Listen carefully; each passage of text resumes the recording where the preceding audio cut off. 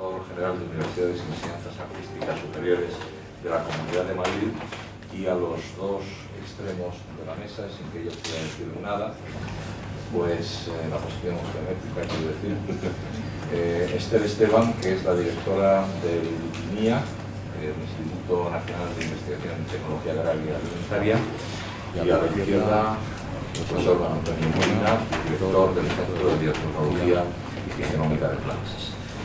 Como decía, es un día de celebración y vamos a ir dando paso a la palabra de los diferentes miembros de la mesa. En primer lugar, intervendrá la directora del INIA, doña Esther Esteban. Esther, por favor, cuando quieras. Buenos días a todos y bueno, en principio muchas gracias a Antonio Molina por la organización de este 10º aniversario del Centro de Biología Genómica de Plantas. Cuenta el profesor García Olmedo, que está aquí entre nosotros, en una entrevista que seguramente habréis visto publicada en la página web del CBGP y que le hizo la Academia de Ingeniería, que en los años 60 del pasado siglo el INIA y la Escuela de Ingenieros Agrónomos eran el mismo organismo y que los profesores de la escuela, que a la vez eran investigadores del INIA, eran los mejores profesores frente a aquellos otros que eran funcionarios del Ministerio de Agricultura, que no eran capaces de transmitir los conocimientos de la misma manera. Yo no sé cómo tomarme esto porque he sido muchos años funcionaria del Ministerio de Agricultura, pero en cualquier caso, bueno, el INIA y la Escuela de Agrónomos, como parte de la Universidad Politécnica, tienen un pasado común. Por tanto, este proyecto llamado Centro de Biología y Genómica de Plantas, o CBGP, viene a confirmar que la investigación y la generación de conocimiento son una condición necesaria para que la actividad docente tenga calidad. Y esto es especialmente importante ahora, en un momento en el que, por las noticias, hemos sabido que en la Universidad Española parece que se investiga poco. El CBGP es un centro mixto entre la Universidad Politécnica de Madrid y el INIA. Surgió con el objetivo de crear una masa crítica de investigadores y medios técnicos y servicios necesarios en un área como la genómica y la biología de plantas, que sumara esfuerzos y excelencia para conseguir colocarse en primera línea del conocimiento de nuestro país y ser un centro de referencia también a nivel internacional. Desde el principio se buscó que la investigación que se realizara en el CBGP no perdiera la conexión con el sector agroalimentario y medioambiental de nuestro país. Hacer ciencia de primer nivel orientada a resolver problemas reales. En eso, la contribución de los investigadores del INIA ha sido fundamental. Viendo la trayectoria del CBGP en estos 10 años, hay que reconocer que el éxito que ha tenido seguramente ha superado las expectativas que se tenían al principio de esta singladura. Haber conseguido la distinción del CBGP como Centro de Excelencia Severo Ochoa demuestra que el programa de investigación del centro es altamente competitivo y lo coloca entre los mejores del mundo en el ámbito de la biología y la genómica de plantas. Por ello, me gustaría agradecer muy especialmente al director del centro, Antonio Molina, por su incansable labor, potenciando unas capacidades que ya de por sí eran muy importantes. Antonio es trabajador, optimista, incentivador, motivador y además un investigador de primer nivel. Por la parte que me toca, me gustaría agradecer a los grupos de investigación que pertenecen al INIA y que a su vez forman parte del Departamento de Biotecnología. Es un orgullo para mí saber que han contribuido a este proyecto. El grupo de Biología del Desarrollo Vegetal y de la Respuesta a Estrés, con los investigadores Jarillo y Piñeiro y la investigadora Mar Castellanos, y el investigador Ramón y Cajal, Pedro Crevillén. Es un grupo de 18 personas centrados en analizar mecanismos moleculares que controlan la transición del desarrollo vegetal, como la dormición de semillas y la floración. El grupo de división celular y crecimiento y la respuesta a estímulos bióticos, como los investigadores Juan Carlos del Pozo, que además es su director de este centro, y Joaquín Medina. Son 7 personas que han enfocadas al estudio del desarrollo del sistema radicular de las plantas y de su respuesta a la deficiencia nutricional. El grupo de análisis genético, molecular y biotecnológico de plantas de interés agrícola, con Rosa Arroyo y Mónica Pernas, y la investigadora distinguida Elena Ramírez. Un grupo de 10 personas centrado en el desarrollo de herramientas genéticas y moleculares para mejorar la adaptación del cultivo al cambio climático, sobre todo vid, brásicas y leguminosas. Y por otra parte, Fernando Ponz, del grupo de biotecnología viral, centrado en el uso de virus como nanopartículas para el biocontrol de plagas y enfermedades virales vegetales. Todos ellos son grupos de primer nivel que han contribuido de forma muy importante al éxito del CBGP y a su declaración como Centro de Excelencia Severo Ochoa. Tengo que decir que también se ha visto beneficiado por pertenecer a un centro que obedece a la gestión de una universidad mucho más ágil y eficiente que un UPM. Espero que este proyecto siga creciendo y proporcionando alegrías y éxitos tanto para el INIA como para la UPM. Y muchas gracias a todos por estar aquí.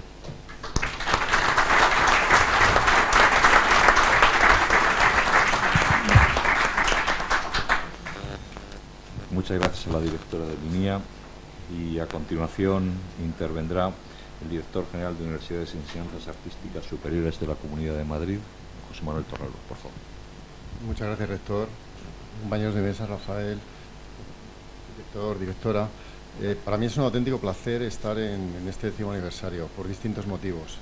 Primero, porque creo que este centro es un ejemplo de que en España, en la Comunidad de Madrid, en una universidad pública o una universidad politécnica, se pueden lanzar iniciativas, se pueden iniciar proyectos que pueden llegar a ser referencia internacional al mismo nivel que cualquier otro centro de investigación de cualquier país, de nuestro entorno científico en el cual podamos compararnos.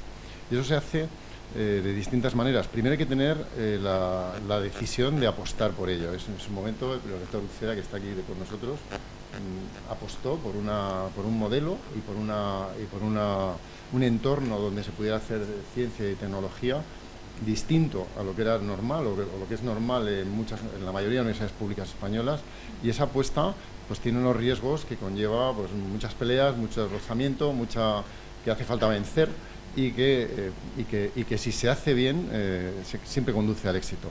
Y luego se hizo de una manera que se pusieron los ingredientes para ese éxito. ¿Cuáles son esos ingredientes? Obviamente hace falta financiación. Cuando hablamos entre científicos, lo primero que siempre se reclama es que hace falta dinero, pero sobre todo hace falta unos ingredientes concretos. Y yo personalmente creo que aquí se han elegido esos ingredientes concretos que son los que utilizan los centros de referencia en todo el mundo. Primero, el talento. Si tú cuentas con personas talentosas en un proyecto, ese proyecto se llevará a buen término. Y aquí se ha crecido en este centro buscando el talento. Esa es la primera cosa. La segunda cosa es incentivando la investigación de calidad, incentivando que las cosas se hagan siempre con estándares de calidad equivalentes o referentes en el mundo científico a nivel internacional, igual que se hace en centros de referencia en Alemania, en Francia, en Inglaterra, en el Reino Unido. Entonces, talento más calidad. Calidad en la investigación, investigación de referencia, investigación de calidad.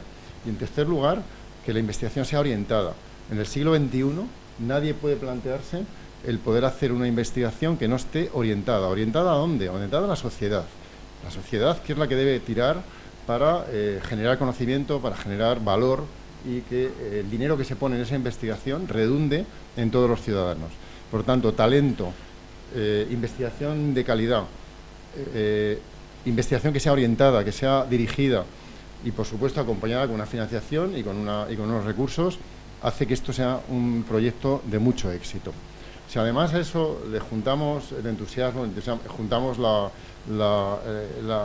el impulso de personas que cogen el proyecto, como nuestros dos directores que tenemos aquí, y que hacen que esto funcione, pues todavía mucho más. Y esto llega un momento donde los reconocimientos están muy bien y uno puede autoensalzarse, decir, somos muy buenos, hacemos bien las cosas, pero si luego además llega un sello como es el Severo Ochoa, con una tasa de, vamos a decir, de éxito bajísima, es decir, que son muchos los que quieren ser y pocos los que lo consiguen, con una financiación que además apoya esta iniciativa, pues hace que algo que se crea con unos cimientos muy buenos, pues aquello pueda florecer y pueda generar muchísimo más de lo que se pensaba. Estamos en el 10º aniversario, habrá otros muchos más décimos más, habrá el 20, el 30, espero, porque este es un proyecto realmente que ha nacido con esos cimientos que son necesarios para el éxito, se han hecho las cosas bien y ahora estamos empezando a recoger esos frutos y viendo que podemos hacerlo, que no es una cosa que se puede hacer en otros países, que lo podemos hacer igual de bien o mejor que en otros sitios.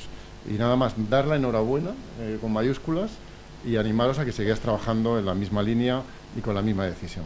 Gracias.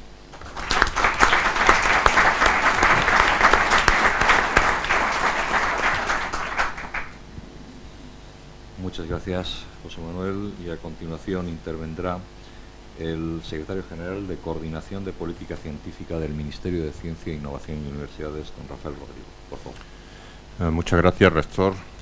Guillermo, querida Esther, querido José Manuel, queridos todos, colegas. Es un placer para mí. Llevaba mucho tiempo, estamos celebrando el 10º año y todavía recuerdo mis tiempos antiguos, hace 10 años, cuando intentábamos crear centros también mixtos con la Universidad Politécnica de Madrid. Algunos salió bien, pero desde luego el que salió bien es este. Y tengo que felicitar a las dos instituciones que fueron las que motivaron la creación de este centro, la UPM y la INIA, y a los líderes en aquellos momentos de esas instituciones. Javier, es un placer haber trabajado contigo en aquella época. Bueno, hay que dar la enhorabuena a las entidades que lo han hecho posible, lo acabo de hacer, y ya sabéis, todos los que estáis aquí obviamente lo habéis sufrido, entre comillas, el sufrimiento, que este es un centro mixto entre la UPM y el INIA, creado 25 de julio de 2006, inaugurado el 11 de diciembre de 2007. Y hoy celebramos que hace 10 años se trasladó a este campus de Montegancedo de la UPM en Pozuelo de Alarcón. Muchas gracias por estar aquí hoy con nosotros también. El INIA, de acuerdo con su estatuto, puede, y yo diría debe, participar mediante convenios de colaboración con las universidades en la creación y mantenimiento de unidades de investigación y desarrollo de carácter mixto y titularidad compartida, como es este. Creo que esta faceta de los OPIs, de los organismos públicos de investigación, es muy importante para trabar el sistema científico de nuestro país y debe desarrollarse en toda su extensión, a ser posible con la mayor parte de las universidades y de las comunidades autónomas.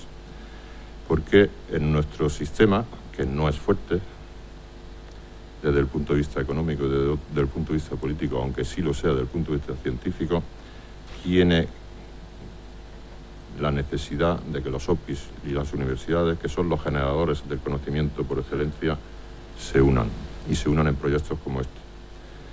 Todo ello impulsó a las dos instituciones a desarrollar el máximo de potencial e impacto de la investigación que se realizaba en esas instituciones, y así poder trasladar los resultados de la investigación, como bien ha destacado el director general de la Comunidad de Madrid, a las empresas y al conjunto de la sociedad.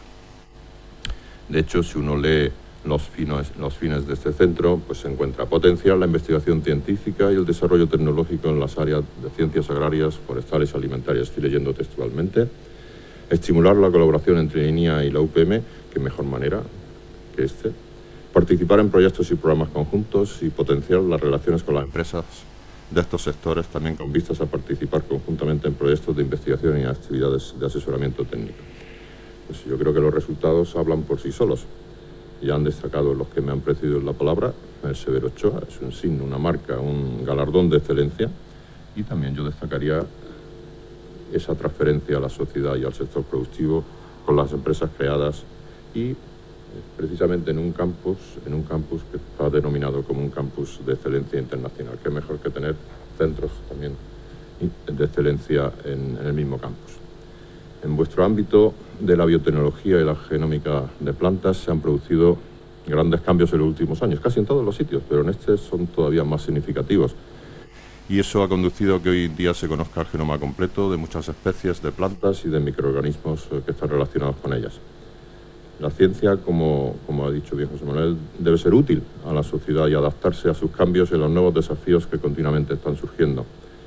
Creo que los organismos de investigación, en particular el INIA, a través de su actividad y la de sus centros mixtos, tienen un gran potencial para dar respuesta a estos retos sociales a través, como decía, de la generación de conocimiento y de su transferencia, contribuyendo así al desarrollo de un nuevo modelo productivo que está basado en el conocimiento tan necesario para nuestro país.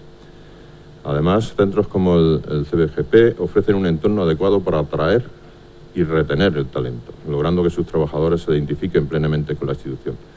Yo creo que la ciencia no tiene color político y debemos estar convencidos de que si llegamos a convertir la ciencia como uno de los ejes de los gobiernos, independientemente del color político que tengan, nuestro país irá mejor.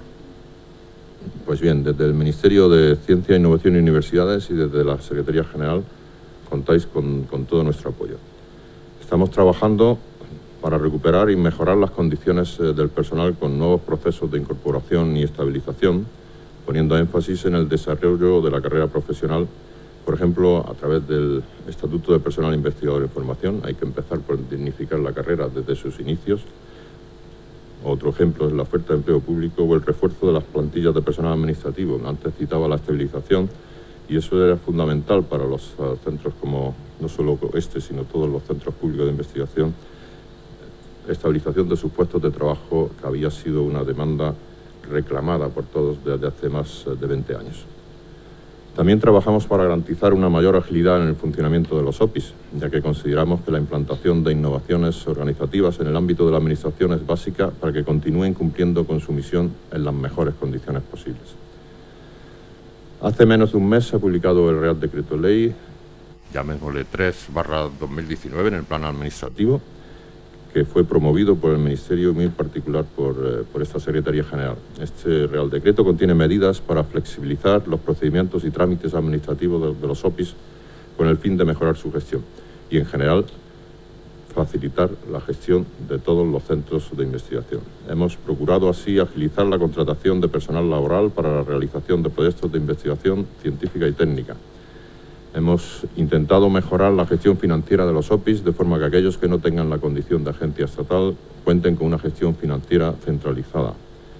Y respecto del régimen de control interno, los OPIs quedan ahora sujetos al control financiero permanente en sustitución de la función interventora que lo único que hacía era asfixiarlos. Los OPIs pueden ahora concertar operaciones de crédito como consecuencia de los anticipos reembolsables del Fondo Europeo de Desarrollo Regional o del Fondo Social Europeo, los FEDER o los FSE. En este Real Decreto Ley también se modifica la Ley de la Ciencia en lo relativo a la celebración de convenios y contratos para la realización de proyectos que tienen que ser ejecutados por programas públicos de I+D+I. Creo que este Real Decreto Ley, al igual que otras medidas implantadas desde la creación del Ministerio de Ciencia, Innovación y Universidades, con este Real Decreto queda patente el compromiso de esta Administración con la ciencia y sus agentes. No lo hemos hecho todo bien. Somos conscientes de que debemos ir a más, deberíamos haber ido a más, pero sin duda este Real Decreto Ley y todas las medidas que he citado, y sobre todo este Real Decreto Ley que fue convalidado el pasado día 28 de febrero en el Parlamento por unanimidad, por fin la ciencia consigue una unanimidad en el Parlamento, en un Parlamento realmente complicado como era el español en esta época, pues ha supuesto un magnífico punto de partida y supone, sin duda, un punto de inflexión en la deriva que estaba tomando nuestro sistema de ciencia en España. Termino reiterando mi enhorabuena y animando a todos a continuar con vuestro trabajo y a contribuir que este centro siga siendo un centro de referencia en la investigación agraria, forestal y alimentaria. Muchas gracias y buena suerte en el futuro.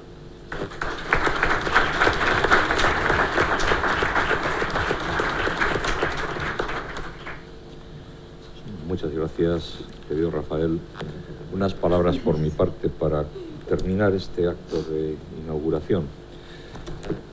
Rector Uceda, secretario general de Política Científica del Ministerio, director general de Universidades, directora del INIA, director del Centro de Biotecnología y Genómica de Plantas de la Universidad Politécnica de Madrid, autoridades de los distintos ayuntamientos que tienen que ver con este campus de excelencia internacional de la Universidad Politécnica de Madrid, directores de centros de investigación, vicerrectores adjuntos, personal de administración y servicios, profesorado, estudiantes, investigadores, estimados todos.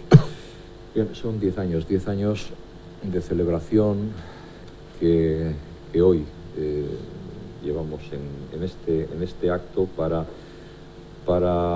conmemorar una historia de éxitos, una historia que comienza precisamente aproximadamente hace 10 años, digo aproximadamente porque hay que fijar cuándo se tiene la idea, cuándo empiezan a verse los resultados en el campus, los edificios, empezar a entrar los investigadores, etcétera, etcétera.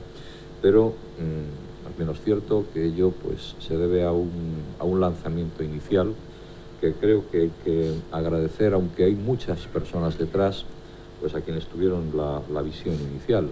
Aquella visión hace 10 años del profesor Uceda, entonces rector de la Universidad Politécnica de Madrid, de la mano de también el vicerrector de investigación, el profesor Gonzalo León, y que después llevaron a la práctica, como digo, también otras personas ya sobre el terreno de la investigación, en las que creo que hay que mencionar al que ha sido director de este Centro de Biotecnología y Genómica de Plantas hasta hace bien poco, el profesor Fernando García Arenal, y el que lo es ahora, que ha tomado el testigo, el profesor Antonio Molina.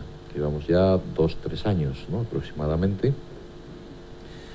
Y es toda una historia de éxitos, como digo, del personal que ha habido detrás, después de aquella visión y la correspondiente apuesta que se hizo en aquel momento por hacer un centro mixto, acercándose a Linea, atrayendo a Linea, como bien se ha mencionado, para instalarse de una manera como centro mixto en este campus de la Universidad Politécnica de Madrid. Bien, aquello fue el principio de donde estamos ahora, y de alguna manera, como se ha venido a mencionar, y por destacar algunos de los hitos, pues el Centro de Biotecnología y Genómica de Plantas es uno de los 25 centros de investigación en España, con el sello exclusivo Severo Ochoa, de Centro de Excelencia Severo Ochoa, y además es el único centro de España dedicado a la investigación agraria, con 3 starting grants del European Research Council en este momento, como asimismo 2 proyectos financiados por la Fundación Bill y Melinda Gates. Hablábamos a la entrada del edificio sobre el paso de la crisis, por lo tanto hay que hablar de unos números medios, pero que a pesar de la crisis pues son unos números importantísimos en el ámbito de lo que es la iniciación a la investigación, también en el ámbito del doctorado. Son más de 90 tesis doctorales defendidas en estos 10 años, si no me equivoco, Antonio, y por lo tanto pues hay que felicitarse de que haya habido una continuidad de la investigación en unos años verdaderamente difíciles y complicados.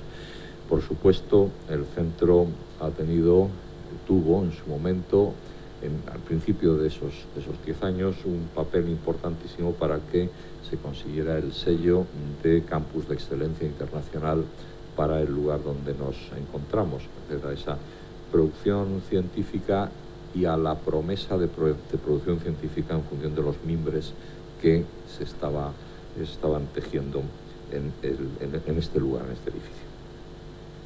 Creo que procede, por lo tanto, agradecer, por supuesto, a las personas que he mencionado como cabezas, pero a todo el profesorado, a todos los investigadores, a todo el personal de Administración y Servicios que tanto desde aquí, desde este edificio, como desde el rectorado, han hecho posible desde los diferentes servicios que esto tomara el rumbo que ha tomado. Y por supuesto a los estudiantes que poco a poco se han ido introduciendo en este ámbito de la investigación, fundamentalmente a través del tercer ciclo.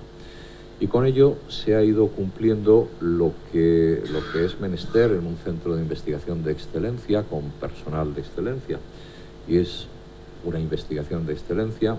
Se decía hace unos instantes la directora del INIA sobre que se dice en algunos casos, si no he entendido mal, que en España se investiga poco, dicen algunos, bueno, pues tenemos aquí una demostración, como en algún caso se ha venido a decir, pues que si las universidades españolas, que si la excelencia o que hay islas de excelencia.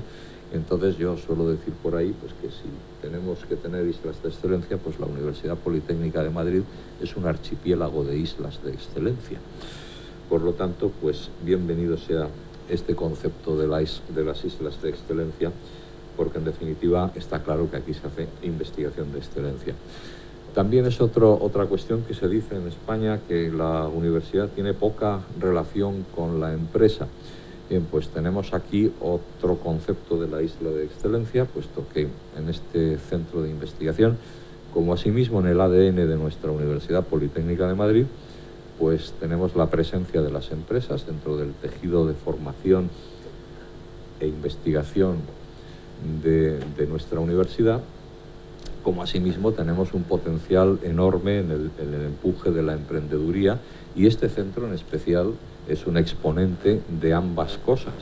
y de ambas cosas a un nivel tremendo, porque no solo la presencia de las empresas es importante, la generación de conocimiento con las empresas a nivel internacional en los programas marco de I+D+I es importante, sino que también la emprendeduría está a un nivel importantísimo, porque a su vez la propia emprendeduría está revirtiendo en beneficios al propio centro de investigación y a la propia universidad. Son hechos concretos, absolutamente reales y además cuantificados en producción investigadora y también en producción económica que revierte en la propia investigación. Y todo esto revierte, a su vez, todo ello junto revierte a su vez en la calidad de formación de nuestros estudiantes aquí en el propio centro, en lo que se refiere a la formación en el tercer ciclo, el doctorado, y también en las escuelas de las que proceden los profesores y los investigadores que realizan su investigación aquí en el centro. De las escuelas, y digo escuelas porque es un conglomerado de escuelas las que, en definitiva, han puesto profesores aquí, han puesto investigadores aquí y están revirtiendo esa formación en nuestros estudiantes también de máster y de grado. Todo ello en un entorno en el que se decía hace un rato también que el hecho de hacerlo en un centro mixto podría dar más flexibilidad que hacerlo en un INIA, si no he entendido mal a la directora en su momento. Y efectivamente, pues así es, los organismos autónomos de la Administración General del Estado tienen su cosa, por supuesto, a la hora de poder realizar investigación.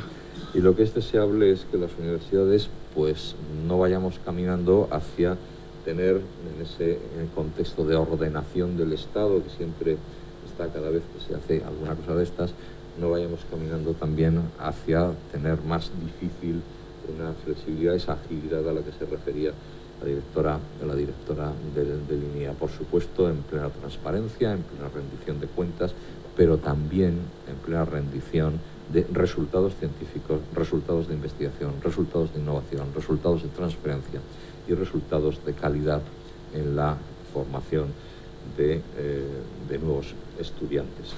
Y para ello pues estamos encantados de lo que ha comentado el secretario general de Política Científica. Realmente es un hito que la ciencia haya unido a todos los diferentes colores, pero también no es menos importante que a la hora de ejecutarse este tema, cuando al cabo de unos años viene alguien que no entiende probablemente tanto sobre lo que son los resultados científicos, pues también entienda que los resultados científicos son importantes y que un proyecto de investigación, aunque la investigación, como se ha dicho en muchas ocasiones, tiene riesgo porque evidentemente es un proyecto de investigación que no se sabe a dónde va a concluir, pero tiene que concluir en algo que va a redundar en un impacto social importante y de mejora de la sociedad importante, pues se ha vivido también los resultados del proyecto de investigación a la vista de unos años después, con esos mismos ojos que dieron lugar a su gestación y a la apuesta por lo que un proyecto de investigación era unos años atrás cuando se concibe la idea. Quisiera terminar estas palabras reiterando el agradecimiento a todos, reiterando que la apuesta como centro mixto entre el INIA y la Universidad Politécnica de Madrid ha sido un éxito, que hemos tenido el apoyo constante para ello, tanto de la Administración General del Estado, a través de las diferentes fórmulas de ministerio que ha habido, porque ha cambiado el nombre del ministerio, la adscripción, competencias, etcétera, como de la Comunidad de Madrid, y de ello es prueba el hecho de que tenga aquí a ambos lados representantes de las dos administraciones que han hecho posible ese apoyo a lo largo de todos estos años, y que reitero que no habría sido posible sin esa visión del principio por parte de las personas que he mencionado, como asimismo de todas aquellas que lo han llevado a cabo en la práctica, y que si hoy estamos celebrando 10 años, pues estoy absolutamente seguro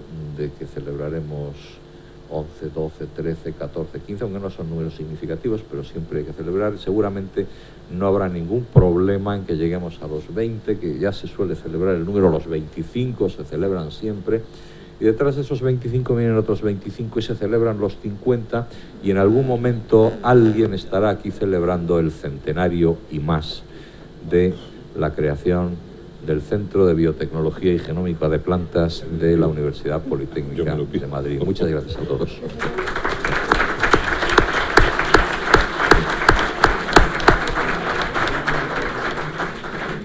Pues queda inaugurado el acto de celebración de los 10 años del CBGP y a continuación pues se queda el director, profesor Antonio Molina, para empezar el desarrollo de la primera sesión. Se queda en la mesa. Muchas gracias. Antes de levantar la mesa, pues agradecer... Ahora me voy a Finlandia, ahora, a la embajada. A la del árbitro, del partido. Es un cambio, tengo que cambiar el chip. Pues agradecer a José Manuel y a Rafael por habernos acompañado, y como un detalle un poquito anecdótico, pues aquí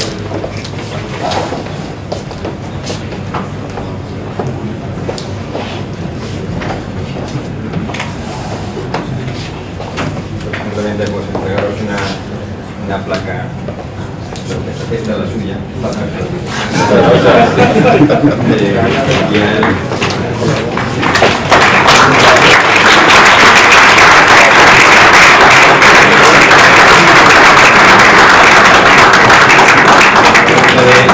De recuerdo, pues una placa conmemorativa de recuerdo por habernos acompañado en este día. Los que son de la casa pues no tienen placa.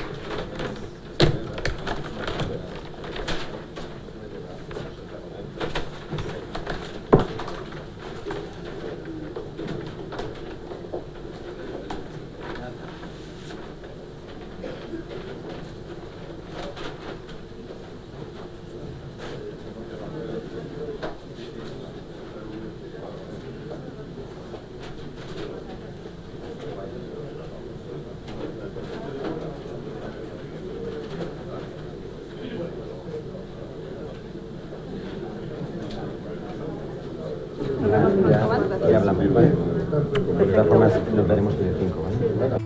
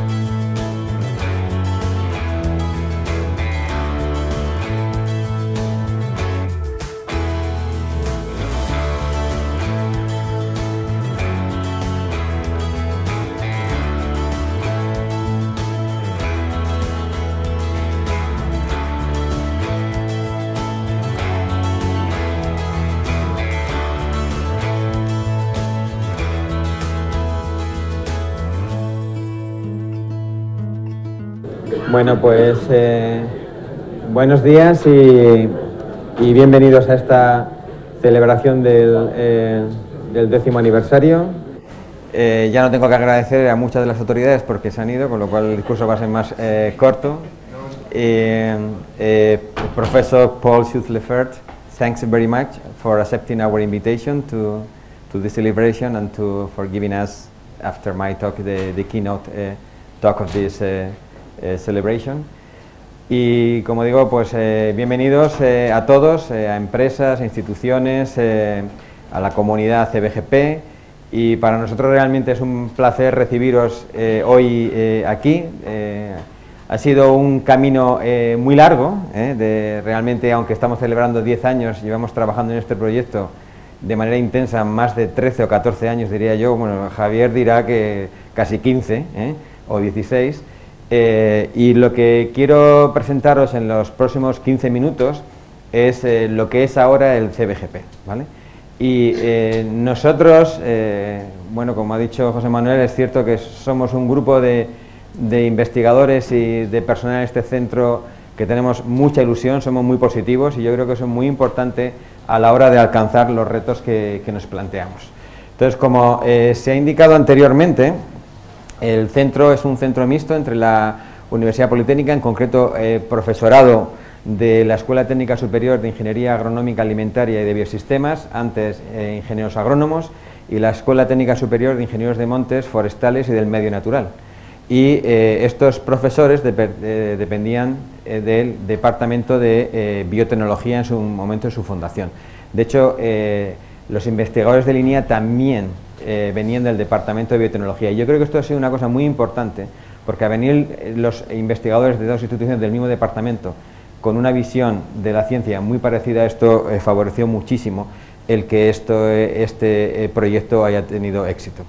Nosotros nos constituimos como centro oficialmente en julio de 2006, cuando aprobó el centro del Consejo de Gobierno de la UPM, pero llevamos trabajando en esto muchos años. Esto luego en la mesa redonda, queremos a la prehistoria del centro, también lo hablaremos, porque realmente una de las cosas sorprendentes que a la gente le puede llamar la atención es que empezamos la construcción del centro antes incluso de que tuviéramos la aprobación como centro del Consejo de Gobierno, y esto fue porque se avanzó muy rápido en el acuerdo entre la UPM y el INIA. Entonces había un convenio ya UPM-INIA en ciernes, o ya firmado, y se pidió la solicitud de financiación a parques científicos y tecnológicos para construir estas fantásticas instalaciones que ya tenemos, porque previamente ya se había construido el laboratorio de cultivo de plantas, no los invernaderos que forman parte de la segunda actuación, con dinero de la Comunidad de Madrid. Nos cambiamos aquí en otoño de 2008, la verdad que esto fue muy complejo, porque no sé si tenéis mucha experiencia de desmontar una casa, eso es complicado, pero cuando tienes que desmontar un laboratorio con una gran cantidad de equipamiento muy complejo, que tienes que transportar en condiciones muy especiales, es una situación difícil, y encima de, pues imaginaos ir a pasar a vivir una casa conjunta personas que viven en dos casas distintas, y dentro de casas con habitaciones distintas, con costumbres distintas, ¿vale? Entonces integrar todo eso fue muy difícil, pero la colaboración y el trabajo previo de los investigadores implicados en este proyecto facilitó mucho la historia.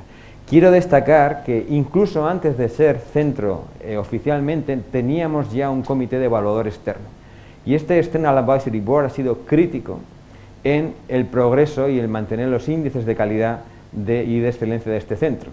De hecho, esto siempre es un motivo de estrés para los investigadores de este centro. De hecho, hemos tenido la última evaluación ahora, en este año, en enero de este año, una evaluación de 4 años y medio, pero esto, a pesar de una situación estresante, porque realmente te evalúan, y esto tiene una serie de consecuencias relevantes en tu estatus en el centro, pues eso lo que nos ha permitido es mantener un estándar de calidad y también una orientación de cara al progreso del centro. Actualmente trabajamos en 3 áreas, en Plant Development, Interaction of Plants with Environment, un área que antes se llamaba Biotecnología and Bioinformatics, pero que ahora Bioinformatics aquí casi ya no existe, porque dentro del programa Severo Ochoa, y uno de nuestros programas estratégicos estrella, es este área de Computational and System Biology and Genomics Program, o CSBGP, de las siglas en inglés, que está financiado por el programa Severo Ochoa y que después os presentaré en qué consiste.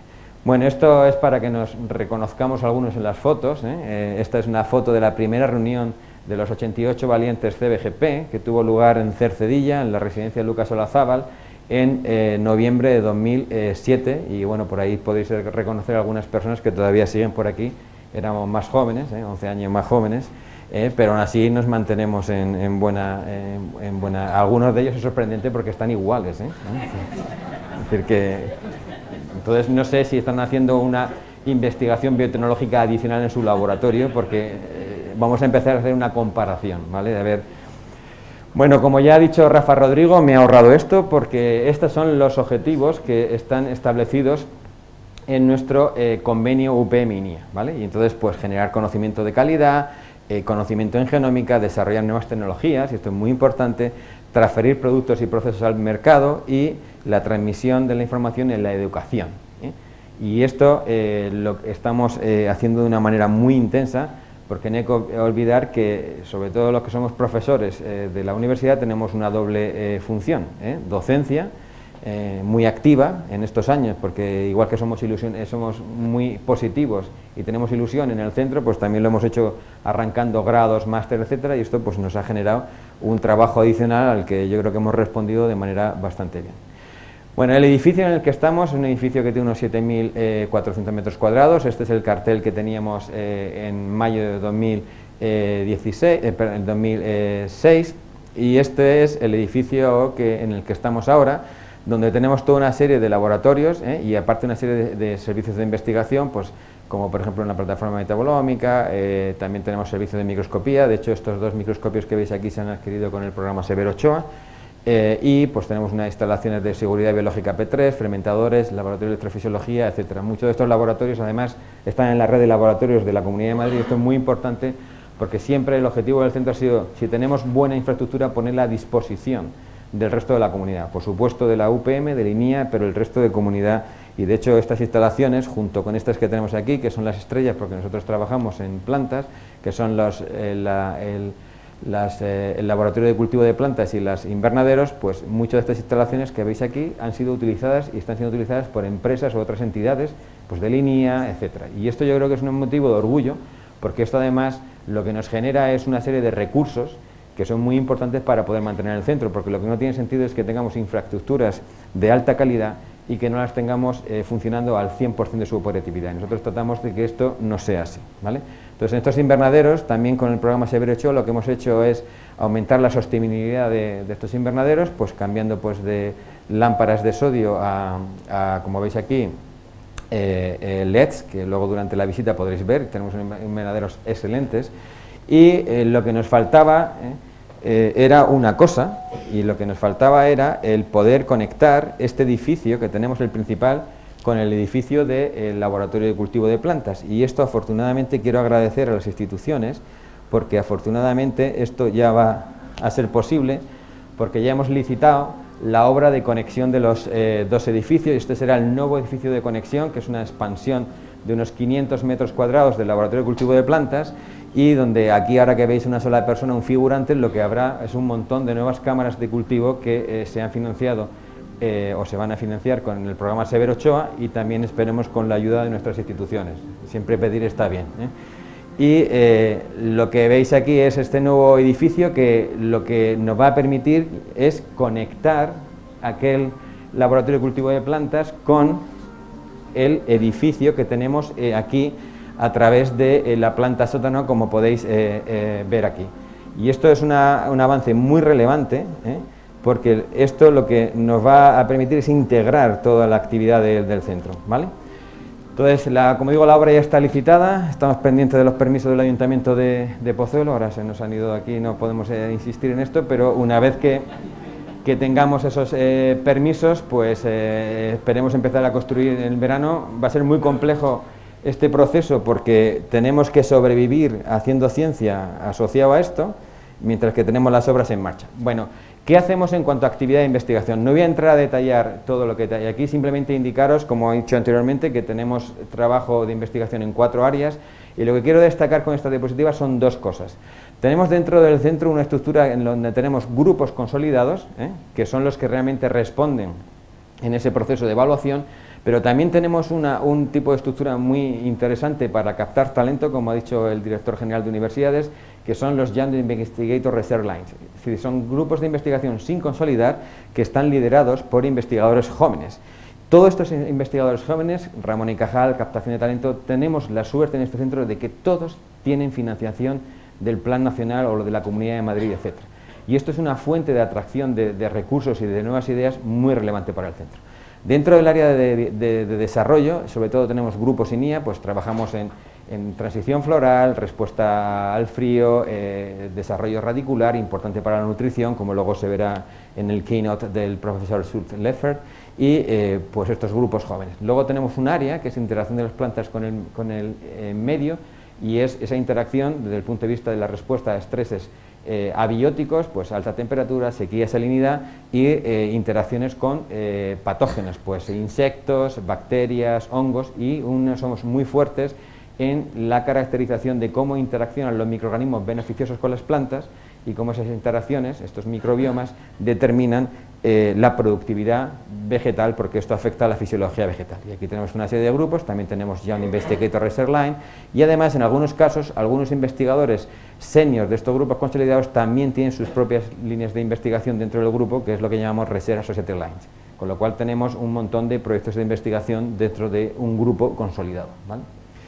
Tenemos una tercera área, que hemos dicho es el área de biotecnología, donde tenemos un grupo que trabaja en alergenos alimentarios. De hecho, casi la probabilidad de que se hubiese hecho pruebas de alérgicas, mi hijo se la hizo hace 2 semanas, y la probabilidad de que las proteínas que se utilizan en esas pruebas alérgicas se hayan purificado aquí es altísima, y eso la gente lo desconoce. Es uno de los ejemplos de productos que tenemos en el mercado. Es decir, cuando hacen los prick estos para sitins, muchas de esas proteínas se han producido aquí por el grupo de Aracilidía espirales. Tenemos grupos trabajando en biotecnología de árboles para descontaminar, biotecnología de virus, como ya he dicho, Esther, el grupo de Fernando Pon, etc.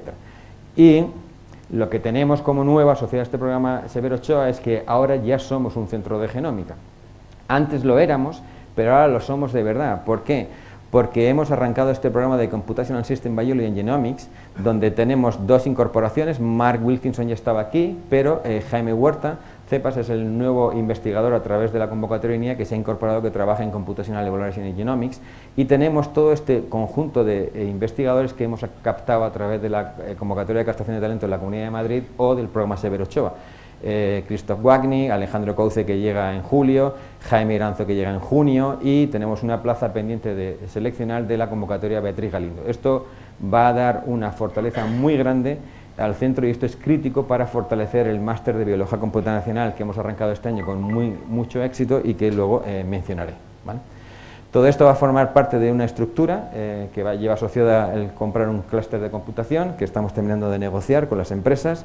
Nosotros somos muy duros negociando la adquisición de equipamiento, como saben muchas empresas, y todavía estamos ahí en la fase final, pero ya estamos cerca. Yo creo que en los próximos 2 o 3 meses vamos a tener un clúster de computación con la nueva tecnología de las empresas asociadas a estos clústeres de computación, ¿vale?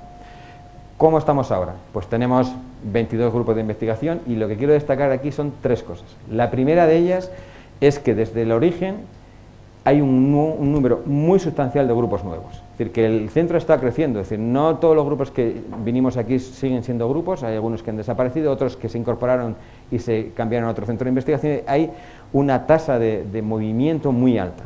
Tenemos 175 personas y 40 posiciones permanentes, es decir, de staff, de las cuales, de nuevo, el 40% son nuevas y gente muy joven. Lo estábamos comentando antes, que la media de edad de los group leaders en el CBGP es relativamente baja comparada con, por ejemplo, la escuela de agrónomos o la propia universidad. Y esto es una cosa que me permite ser optimista respecto a lo que decía el rector del año 12, 13, 14, lo tenemos garantizado, el 20 posiblemente también, y el 25 yo creo que con todas las nuevas incorporaciones y estos grupos jóvenes también, porque dentro de 15 años no van a estar retirados, seguirán por aquí, ¿vale?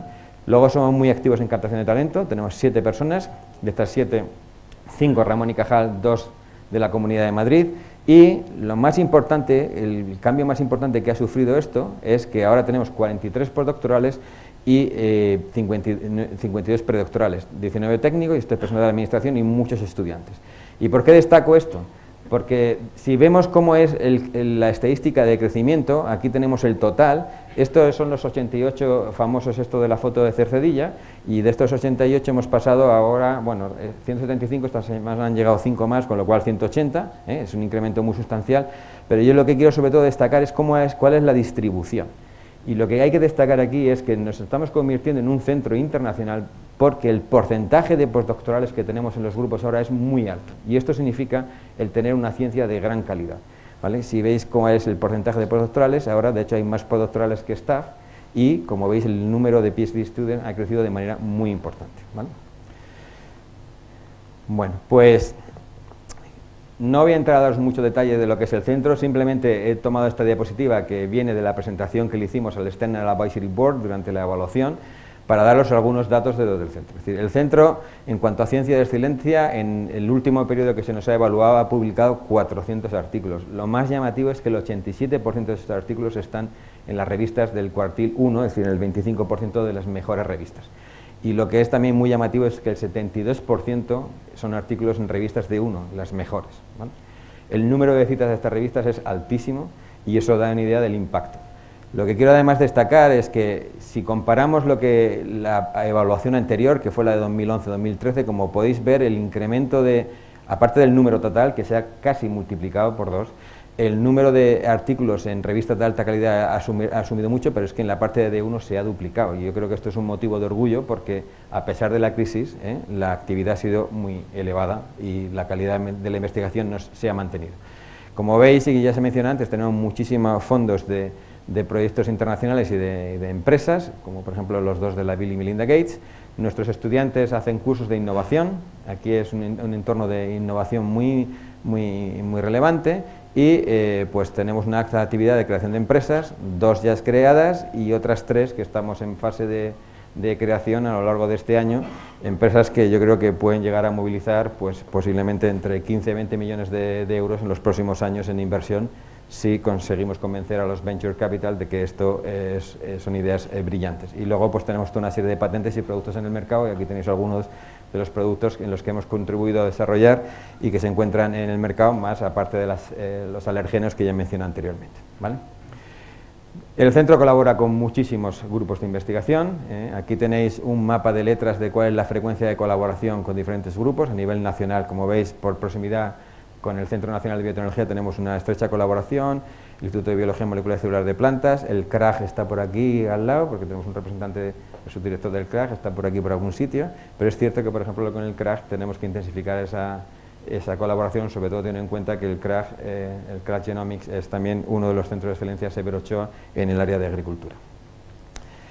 Como ha dicho el rector, el porcentaje de tesis de personal que hemos formado es muy grande, tenemos 92 tesis defendidas en este periodo y, como veis, a pesar de la crisis ahora estamos remontando, aquí no están las cifras del último año completas, pero en el último periodo de evaluación, en estos 4 años, hemos defendido unas 50 y pico tesis a un ritmo de unas 12 tesis. Esto se va a acelerar porque, como sabéis, dentro del programa Severo Ochoa llevamos 14 FPIs, que ya se han incorporado los primeros 7, y además estamos siendo muy activos en la captación de talento a través de los programas de la Comunidad de Madrid, FPU, FPI, etc. ¿vale? Entonces, esta actividad de formación es una cosa crítica en este centro y esto, como bien saben los directores de las escuelas y el rector, ha determinado que seamos muy innovadores en arrancar determinados tipos de grados y máster de alta calidad, entre ellos el grado de biotecnología, que está en la Escuela Técnica Superior de Ingeniería Agronómica Alimentaria y de Biosistemas, el máster de biotecnología vegetal o agroforestal y el nuevo máster que hemos arrancado de biología computacional. Y una de las cosas, bueno, y aparte damos clase en otros grados de la Escuela de Agrónomos y de Montes, que no voy a entrar a detallar. Entonces, quiero agradecer la labor que hemos tenido y la colaboración a este nivel. Nosotros somos profesores de la escuela, los que somos UPM, pero lo que quiero destacar es que en esta parte de formación los investigadores de línea están ayudándonos en estos programas de formación. Una de las cosas que estamos haciendo es, algunos investigadores de línea, estamos tratando de que sean profesores asociados y que nos ayuden en la formación en temas específicos, dada su especialidad, por ejemplo, en el tema de biología computacional, en el máster de biología computacional. Este máster de biología computacional, además, lo hacemos con la Escuela Técnica Superior de Ingeniería informática, que es la única escuela que está en el campus, somos hermanos aquí de campus, para lo bueno y para lo malo, y en particular colaboramos con el Departamento de Inteligencia Artificial. Y además, en este tipo de máster lo que estamos tratando es de atraer a los mejores profesores, y para eso lo que también tenemos son profesores asociados que vienen del Centro Nacional de Biotecnología, porque son expertos en ese tema. Y este máster, como digo, ha arrancado este año con bastante éxito y formaba parte de la estrategia del Severo Ochoa. Aparte de esto, organizamos una gran cantidad de seminarios científicos, organizamos el workshop New Frontiers in Plant Biology, que ha tenido un éxito tremendo, con 3 ediciones, y como veis, dentro de nuestros seminarios hemos tenido más de 250 seminarios en este tiempo, con un 45% de invitados internacionales, y esto es muy difícil de gestionar. Hemos tenido estos workshops que, como digo, han sido un éxito. El tercero fue el 2018, y también ya estamos haciendo una iniciativa de Junior Workshop para atraer a jóvenes investigadores para que nos digan lo que hacen y conozcan el centro, de esa manera despertar la confianza y poder fichar y captar talento. Y los propios estudiantes de doctorado tienen su Junior Seminar, que lo hacen cada 2-3 martes, donde ellos presentan sus avances, ¿vale?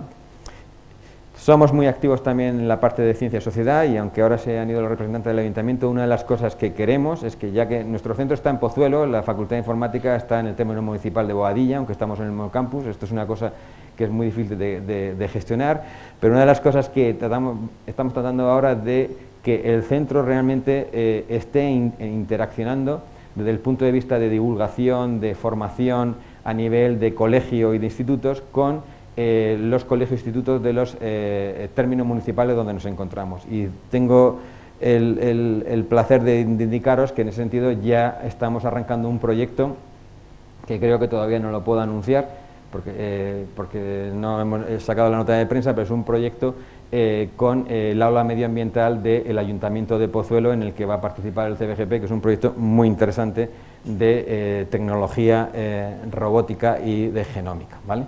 Y pues somos muy activos en participación en este tipo de actividades de la noche de investigadores, etcétera. También de vez en cuando nos lo pasamos bien, y el año pasado hicimos por primera vez el primer Research Summer Fest, aprovechando que el CEDIN, otro centro de aquí, celebraba el 10º aniversario, y esto fue un éxito brutal. Y sé que hay una demanda de que este verano lo volvamos a hacer, porque es cierto que la primera vez que lo hicimos, bueno, estuvimos de las 7 de la tarde hasta las 3 de la mañana, creo, y con 6 grupos de música, y fue una actividad que contribuyó a que todos los centros del campus y todo el personal del centro del campus interaccionara y se conociera. Y bueno, pues intentaremos repetir este tipo de actividades que creemos que son muy importantes, ¿vale? Respecto a ciencia y sociedad, arrancamos hace poco en nuestras redes sociales, y os recomiendo que nos sigáis, porque nuestro objetivo es a final de año llegar a los 1000 seguidores en Twitter, también en Facebook y en YouTube, donde somos muy activos, y también tenemos nuestra red de Instagram. Y lo que os quiero sobre todo indicar es que tenemos unos hashtags que son muy interesantes, que son Research CBGP, News CBGP y Meeting CBGP Invited Speaker, donde podéis seguir la actividad del centro. Aquí Research CBGP son todas las publicaciones, news, cualquier noticia sobre el centro, y sobre todo aquí lo que tenemos es una serie de vídeos educativos buenísimos que le hacemos a nuestros Invited Speakers de 1 minuto, 1 minuto 30 segundos, donde describen qué hacen, se presentan y por qué eso es relevante, desde el punto de vista social, como se ha indicado en la mesa redonda. ¿Y por qué hacer un estudio de cómo responde una planta de Arabidopsis a altas temperaturas es relevante de cara al futuro de la producción agrícola, si viene un invitado? O, por ejemplo, en el caso de Paul, ¿por qué el estudio de los microbiomas va a tener un impacto en la conservación medioambiental o en la producción agrícola? ¿Vale? Como digo, lo que estamos ahora es con el plan estratégico Severo Ochoa, que no voy a entrar a detallar, simplemente indicaros que tenemos 4 líneas estratégicas, aparte de una de infraestructura. La primera es esta, que es muy novedosa, porque lo que hemos hecho es poner a los grupos del CBGP a colaborar para abordar proyectos más ambiciosos y transversales, que esto es lo que llamamos Transversal Scientific Program. Lo que hemos hecho es establecer este programa de biología computacional, un programa de careers al CBGP, y lo que hemos hecho a través de este programa es fichar o incorporar a 2 investigadores jóvenes que se han incorporado o se van a incorporar, y luego aprovechar este sistema de este área o este campus de innovación, que es único, y así lo repito, la Universidad Politécnica tiene el mejor programa de emprendimiento de las universidades españolas y posiblemente uno de los mejores, por no decir el mejor, porque igual ahí ya me paso, el mejor programa de emprendimiento a nivel europeo. 590, 560, 500 ideas de negocio todos los años. Y ese programa, hay una parte del programa que se desarrolla aquí. Y esto es un entorno de innovación y de generación de valor impresionante. Y os lo digo personalmente así, porque así me lo han reconocido los Venture Capital con los que he tenido la oportunidad de colaborar, ¿vale? Y esto lo queremos fortalecer a través de este programa de Translational Biology Action, ¿vale? Bueno, pues esto es lo que estamos ahora trabajando. Esto ha sido un impulso muy grande para el centro, y lo que estamos tratando es de ejecutar esto para trabajar en 3 áreas: mejorar la respuesta de las plantas a los estrés bióticos, mejorar la nutrición vegetal y estudiar cómo las plantas se tienen que adaptar al cambio climático. Y el hecho de que esté todo circular es porque son todos proyectos colaborativos. Es decir, no hay proyectos individuales, sino que son proyectos ambiciosos donde ponemos al servicio de una idea, de un proyecto, a todos los investigadores que quieran participar en ese proyecto. Y el objetivo que tenemos es trabajar en el próximo programa, que es el de los desarrollos, contribuir a los objetivos de desarrollo sostenible, y esto es el programa que llamamos CBGP 2030, ¿vale? Que es nuestra misión, que es en lo que estamos trabajando. Bueno, para finalizar, agradecer a nuestras 2 instituciones el apoyo en los momentos malos y en los buenos, pero sobre todo en los malos.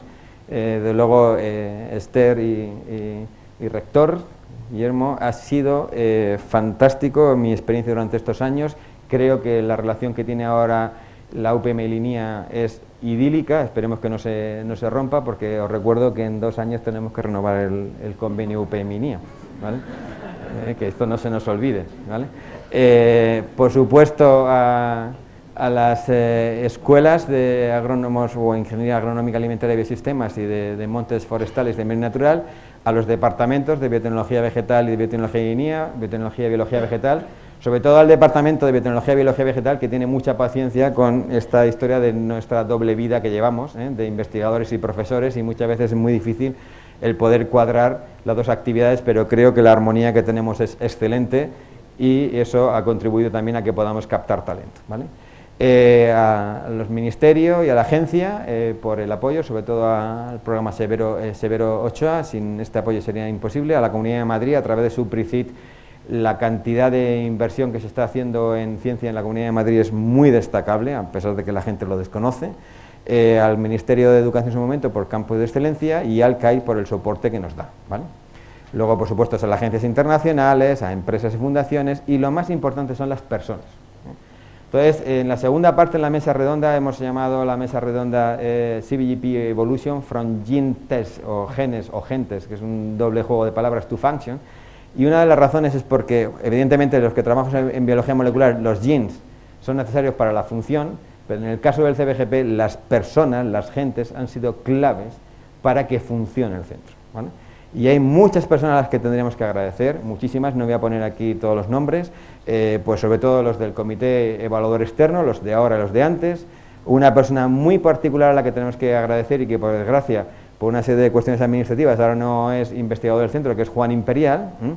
Por supuesto también a Carlos Otermín, que sufrió todo en la fase de construcción del centro, a Gonzalo León, al equipo directivo anterior, que por desgracia ni Fernando ni José Jarillo pueden estar aquí, luego Juan también forma parte de este equipo, y luego un montón de gente de que nos ha ayudado, pues, todo el personal del centro, eso es fundamental, sobre todo el personal de administración y servicios, es clave, tienen un compromiso con el centro que es muy sorprendente, lo viven como si fuera suyo, y esto es fundamental para que funcione. Y luego aquí hay una lista de personas que siempre nos olvidamos, que son todas las personas que gestionan esto en nuestras instituciones, es decir, pues en la OTT, en el servicio de investigación, y sin esas personas sería imposible el poder, el que el centro pudiera funcionar. Y nada más, simplemente indicaros que, bueno, estamos muy felices de celebrar este 10 aniversario, que aceptamos el reto de celebrar el aniversario número 20 y que nos sigáis aquí para conocer en detalle cómo es el centro. Y luego, simplemente para terminar, yo puedo explicar mucho cómo es el centro, pero yo creo que la mejor manera de saber cómo es el centro es que vosotros lo veáis, ¿eh? Y lo que hemos tratado de hacer es, como evidentemente no vais a poder estar aquí 24 horas, pues lo que hemos tratado es las 24 horas del centro concentrarlas en 2 minutos para que veáis cómo es el centro. Y ya veréis que trabajamos de manera muy activa, trabajamos de manera muy activa y hacemos muchas cosas. Y eso es lo que, con este vídeo que ha hecho nuestro Community Manager, Aaron Saylor, pues queremos que veáis.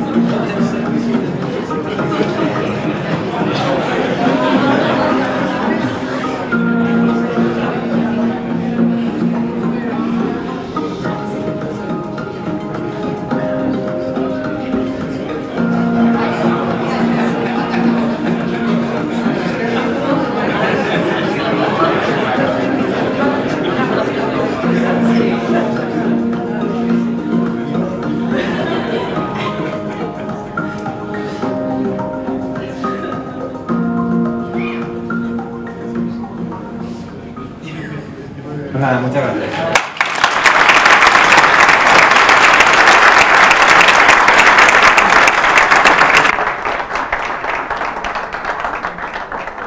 Bueno, pues muchas gracias, y lo que vamos a hacer ahora, mientras que hay algunos que se van y demás, es presentar a nuestro keynote speaker, que lo va a hacer Fernando Pons, que forma parte de nuestro comité científico, científico del centro, y que ha tenido la amabilidad, como representante del comité científico, pues hacer la presentación de nuestro keynote speaker.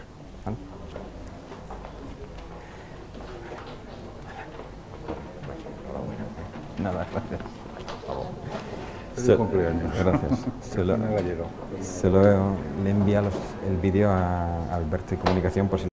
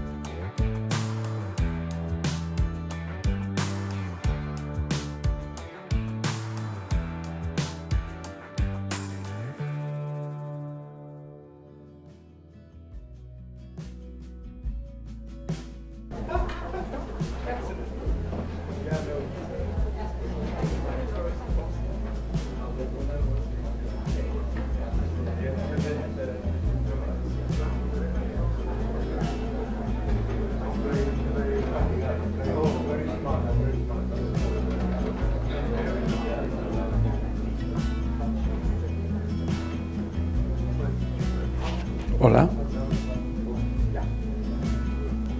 Sí, buenos días a todos.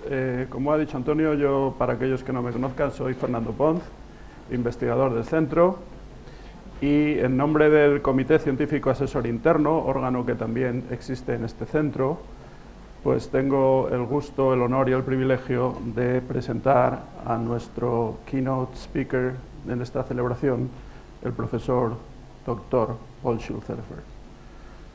Para que él pueda seguir esta breve presentación, a partir de ahora voy a dirigirme a vosotros en inglés. Dr. Paul Schulze-Lefevre has a bright scientific career, as you will be able to see in a minute, and he started this career with his PhD studies at the University of Cologne. He's German, and he started working on the regulation of plant gene expression in response to light. But from there on, he started, as I said, a meteoric career, working always in the best, some of the best, until the CBGP came into scene, plant centers in Europe. So he, after his doctoral training at the university, he still remained in Cologne, but now at the Max Planck Institute for Plant Breeding, one of the most renowned centers in the world in plant research, as a postdoctoral fellow for a couple of years, and since then he already started his career as a principal investigator. He moved to Aachen, Aquisgrán, and also a very important center of plant research in Germany, and there he got a position from there and moved to England, to the John Innes Center, exactly within the Sainsbury Lab, a really renowned center, and also at the world level. And there he stayed for a number of years, leading a very important group within the lab. And in 2000, he came back to his origins, and now as director of the Max Planck Institute of Plant Breeding, where he is still acting as a director. His scientific career has had, of course, an impact in some of the recognitions that he's had at the international level. Just briefly, I will cite some. He is now honorary professor at Cologne University. He has been elected as a NEMBO Fellow, European Molecular Biology Organization. He's a member of the National Academy of Sciences, the German National Academy of Sciences, the American Academy of Microbiology, and he's also a board member of the Two Blades Foundation. He also has an entrepreneurship phase, and he's co-founder of a very important and very well-known startup, we could call it startup company in plant sciences, which is AgBiome, with some facilities in the US and also here, a plant microbiome focused company. His declared research interests are mainly in two great areas, in two big areas. One is the plant-native immunity, and the other is plant microbiota. Now, Paul numbers are really impressive. I mean, he has published over 150 scientific papers, and if you take a look at the international database, he has over 16,000 citations right now at the Web of Science. He has made really seminal and very well recognized contributions in these two areas, and in some of them he will be speaking today for you, and for those of you who still want more, we invite you to tomorrow's seminar here at the CBGP at 12:30, where he will be giving another one. It's a real pleasure, and I really thank you, and we all thank you, Paul, for being here. It's a pleasure. The floor is yours. Thank you.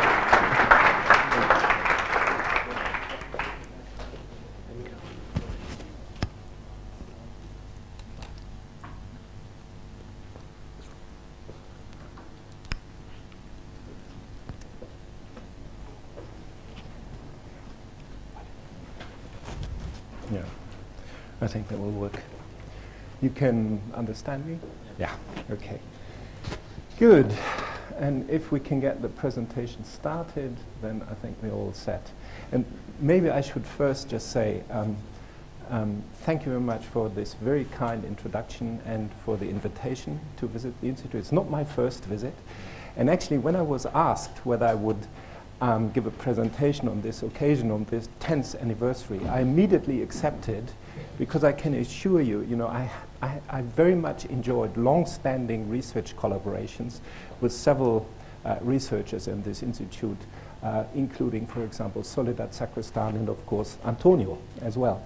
And I have to say, one strength of the CBGB, really, in my view, perhaps you didn't really highlight this, but I think the CBGP, in my view, is very well connected, integrated in the European landscape of plant science. And I think this is an achievement, I think, that should be credited. And I think also it goes really to all of your scientists.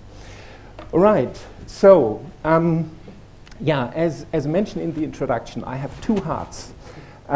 One scientific heart is for plant innate immunity, and the other one is for plant microbiota. And I thought, for this presentation, I just present the work to you on the plant microbiota that we've been doing actually over the last 10 years. So there's a nice coincidence, 10 years of CBGP and 10 years now of plant microbiota research. And I should say, this is a bit of I invite you, for a flight over this plant microbiota research. And it can happen that during a flight you lose occasionally a passenger. But I will try, if it gets too scientific, I'll try to collect you and get your attention back again. Anyhow, so plant microbiota, and this is what I want to entertain you during the next 30 or 40 minutes, and it's about the establishment of the plant microbiota, functions in plant growth and health, and why this is relevant to agriculture.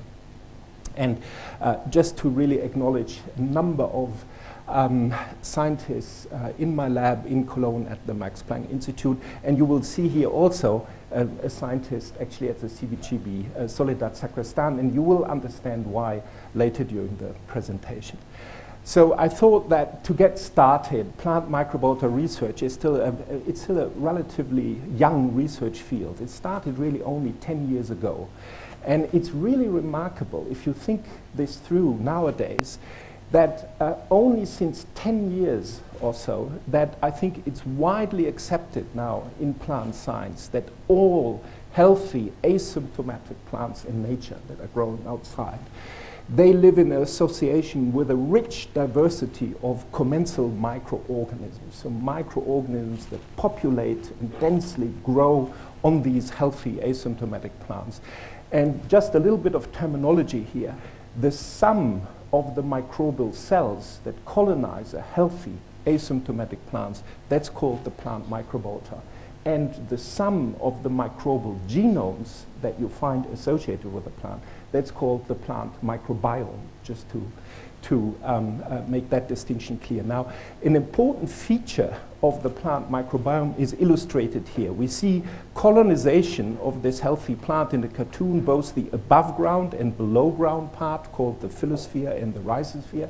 But a very distinctive feature is that healthy plants are not only colonized by one class of microbes, so not only bacteria, but we find different classes at the same time that co-colonize. These include highly motile protists and numerous fungi. And something that looks like a fungus, but it is not a fungus, these are called oomycetes. So in sum, any healthy asymptomatic plants is colonized by this diverse group of microbial organisms. And collectively, this is called the plant microbiota. And I will structure my presentation into three parts. The first part, I will focus on what we know about the bacterial microbiota of plants. And in the second part, I will explain to you one specific interactions between a fungal commensal and Arabidopsis. And in the last few minutes, I will explain to you why interactions between these microbial classes, between bacteria and fungi, are absolutely important for plant health and growth in nature. Okay, so let's start the flight then with chapter 1. It's still introductory. I mentioned it's the research field is now 10 years old, and I thought it would be appropriate to summarize fundamental features of the plant microbiota and give you a focus on the bacterial root microbiota. And so you could ask, where do all those plant-associated microbes, where do they come from? Where does it start? And actually, we know this very well. The start inoculum, the seeding source of these plant-associated microbes, are soil bacteria for the bacterial root microbiota. It's the soil biome, and that is shown in a cartoon. There's actually no other compartment on this planet that harbors a comparative diversity and density of bacteria as soil. And of course also fungi and oomycetes. So keep that in mind. Soil is really the inoculum for the plant-associated bacteria. It's only a very tiny fraction of these bacteria that can colonize the root surface and also the root interior. And keep in mind that plants are autotrophic organisms. That means they can carry out photosynthesis and they can convert in the atmosphere carbon dioxide via photosynthesis into organic carbon, into sugars. And part of this organic carbon is then transported from leaves into roots and exuded into soil. And it's widely believed that these photoassimilates that are exuded by the root into the soil, that this feeds the soil microbes that then associate with the plants and populate also not only the roots but also leaves. Now, what do we know about the functions? Because this is really what we want to know. What do all of these commensal microorganisms do? And there are several proposed functions. One is mineral nutrient mobilization from soil for root-associated microbes. Indirect, and I will show you an example of this. Indirect pathogen protection. I think it's very clear now that particularly the bacterial root microbiota is essential for plant survival in soil, and I'll show you an example of this. Abiotic stress tolerance and increased plant fitness. So essentially all beneficial plant traits that are relevant for agriculture and for plant productivity. What we also know, the process is rapid, so usually within a few days these microbes from the soil biome are acquired by the plants after seed germination, and then in a week you have a stable microbiome. And a very important point is, despite the diversity, the incredible diversity of microbes that colonize plants, there are conserved taxonomic lineages that are ubiquitously found in all plant species, irrespective of in which soil type you grow those plants. And that's the concept of the core microbiota. That's very important. They are the same suspects that you find all over in different plant species, in different soil types. And this is what's called the core microbiota. And finally, soil. Soil type is the diet type of plants. And soil type is the major driver of root microbiota variation. It explains about 1/4 of the variation of these plant-associated communities. Now, the root is physiologically analogous to the digestive tract of vertebrates, including our digestive tract of humans. Why? Because roots and the digestive tract have a primary physiological function, nutrient mobilization and nutrient acquisition. And you can look at a root essentially as a digestive tract where the inside is turned out. And so this is shown here again in the cartoon. So in a digestive tract, let's say of a human, you have a very high density of bacteria and diversity, and that progressively declines as you move towards the root epithelium. And if you compare the physiology, of course, of physiological parameters like oxygen availability or pH, there the two organs are very different. They're very, very different. But because of this analogy and because the physiologies are very different, this is what motivated us several years ago. This was in collaboration with Rob Knight, Jeff Dengel, and Ruth Ley, to compare the bacterial communities inside our gut and the bacterial communities that associate with the roots of plants. And that is shown in this slide. So we compare here the root-associated bacterial communities of several plant species and with the bacterial communities in our gut, that is shown in blue. And what is shown here is a principal component analysis. The details don't really matter. The data are based on DNA sequences of a marker gene of bacteria called 6-S RNA. And the technology is called 6-S amplicon sequences. Is one of the most popular methods in molecular ecology. The key point is how to read this graph is that each dot represents a sample, and the proximity of two dots in this projection is a matrix for the similarity of the communities. And so I hope you agree with me that the bacterial communities that reside in our human gut are totally different. There is essentially zero overlap with the bacterial communities that colonize plant roots. So if you will have vegetables later during lunch, there's a very high likelihood that all the plant-associated bacteria will not persist in your digestive tract, right? So that's the good news. And, but what we've learned from this exercise, is when we compared the root microbiota of several plant species, that there is this core taxonomic structure, the same suspects. So we have the proteobacteria, and these are names that I would like you to keep in mind. Proteobacteria, actinobacteria, Bacteroidetes, and some Firmicutes at a high taxonomy, with always the same bacteria that we detect. But this type of analysis, it was good for a certain number of years, but then it was somehow unsatisfactory because it was purely correlative and it was descriptive work. And that changed only a few years ago when we started actually a collaboration with Julia Vorholt's lab at the ETH Zurich. And we started to systematically cultivate the Arabidopsis leaf and root associated bacteria from healthy asymptomatic plants. So for example, from Arabidopsis plants that were grown in Cologne soil in Germany. And you can see we isolated thousands of these bacteria from these healthy looking plants. And in parallel, Julia's lab, she sampled Arabidopsis leaves from healthy Arabidopsis plants growing in southern Germany, in Tübingen and Zurich, and you can see she also isolated thousands of these bacteria, uses very simple, inexpensive bacterial cultivation methods. And then from these thousands of bacteria that we had isolated, we established core collections of the Arabidopsis root and the Arabidopsis leaf microbiota, and they are maximized for phylogenetic diversity. So, and that is shown by these phylogenetic trees inside these two circles. And I've color-coded the phylogeny and recall that there were always the same suspects in the root or in the plant microbiota in general. So in green, about 50% of the bacteria are protobacteria, alpha, beta, or gamma protobacteria. Then the second most abundant ones are actinobacteria, shown in red. In blue are the Bacteroidetes, and then in brown color are the Firmicutes. So this is the core of what the plant microbiota is about, right?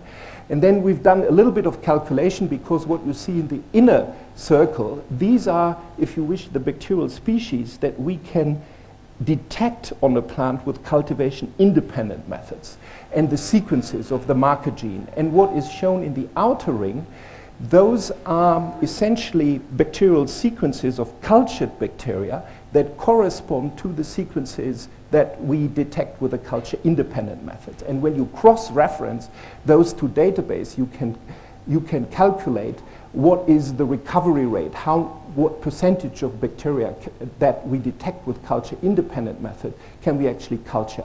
And the good news here is that more than 60% of the root and leaf associated bacteria can be cultured. And so the most important take-home message from this exercise was that the majority of bacterial species of the root and leaf microbiota is culturable. That's a very important take-home. Why is this important? Because I had a lot of discussions with my colleagues from microbial ecology that tried to convince me that you cannot culture more than 1% of those microbes. And I have to say, in hindsight, this is just an excuse of the microbial ecologist. You can culture them. I don't want to say you can culture all of them, but the vast majority. So now imagine you have cultivated, you have your culture collections, in your -80 freezer. And now what can you do with this? And in hindsight, I still think this is the most important aspect, is that we've developed over the last couple of years, which is microbiota reconstitution biology. So we can now use germ-free Arabidopsis plants in the lab, and we can use our cultivated bacteria and then create what we call defined bacterial communities that we call syncoms, and we can inoculate them on these germ-free plants. And this shows just an example. We grow these germ-free plants in closed environment. This is very inexpensive technology. Inoculate, in this particular case, the bacteria on the leaf surface, co-incubate them for a number of weeks, and then we determine the output communities on roots and leaves of these plants using, again, this culture-independent community profiling technology. So it's very simple experiments, input community and output community. And I want to show you only one example of these experiments where we inoculated these germ-free Arabidopsis plants with a highly complex defined community of 226 bacteria that we cultivated independently in the lab and then combined them and then spray inoculated. And the results of this input community and the output community are displayed here as a heat map. I need to briefly explain to you how to read this. So each column represents a biological replicate, and each line represents either a single strain or group of strains, and the color code indicates the relative abundance of these bacteria. And I hope you agree with me that the structure of the input community, which was roughly 1-to-1, changes dramatically upon 4 weeks after cultivation, co-cultivation with germ-free Arabidopsis plants. So that's the output community. But now comes the most important step. When we now assign the relative abundance of these individual strains to this high taxonomic rank, recall there were 4 phyla, Protobacteria, Actinobacteria, Datus, and Firmicutes, and you calculate what is called the rank abundance plots, and you compare the community structure of Arabidopsis plants grown in nature with the community structure of the reconstituted leaf microbiota in the lab, it's indistinguishable. So that for us is the justification that we can actually do microbiota reconstitution biology with plants under laboratory conditions. We can mimic these complex communities that we see in nature. Right? So that's a very important take-home message for us. It's a justification for these experiments and suggests that autoregulatory features is most likely bacteria-bacteria and bacteria-plant interactions that contribute to the establishment of these highly structured, it's not a stochastic community, it's a structured community. All right, we are not only interested in the microbiota of Arabidopsis of a model plant, but of course we are also interested in crop plants, and particularly, we were interested in the root microbiota of legumes, and legumes are one of the oldest domesticated plants on this planet, independently domesticated in Middle America and in the Middle East. And they're very important for agriculture, used for intercropping or crop rotation practices. And they are perhaps, legumes are perhaps best known, at least from students in textbooks, because legumes have the capacity to engage in a symbiosis with soil-borne rhizobia that can trigger the formation of root nodules, and the bacteria proliferate inside the root nodules, fix atmospheric nitrogen, and under nitrogen limiting condition, this fixed nitrogen really supports plant growth. And that's one of the reasons why they're very important for agriculture. The scientific question that we asked was, because the genetics of this root nodule formation is well studied, whether host genes that are required for this process, whether they are also necessary for the establishment of a model legume, Lotus japonicus, of the root microbiota. And that is indeed the case, and we had published this a few years ago. But an unexpected observation was during these studies when we characterized this lotus root microbiota. You see this massive enrichment of rhizobia inside lotus root nodules. And we see also an enrichment in the lotus rhizosphere and in the lotus root. An unexpected observation was when we compared this with other crop plants, for example, barley root, rhizosphere, or the model plant, the Arabidopsis root or Arabidopsis leaf. In each of these cases, we see an enrichment of these rhizobia, irrespective of whether they are legumes or non-legumes, relative to unplanted soil. So it's not only that rhizobia are enriched by legumes, but also by non-legumes. And that reflects the fact that indeed rhizobia define a core lineage. This is one of the bacteria that you find everywhere on this planet, enriched on any plant species. So this is a core lineage of the root microbiota in legume and non-legume plants. And now, of course, because of the tremendous advances in genome research, and this motivation motivated us to collect first 940 new rhizobial exemplars from the roots of various plant species, including various crops, wheat, cotton, rice, etc. And in total, we have isolated now in our culture collection 940 new rhizobial exemplars plus 370 known ones from legume nodules. And we determined the whole genome sequences, so we have now more than 1,300 whole genome assemblies of these rhizobia from non-legumes and from legumes.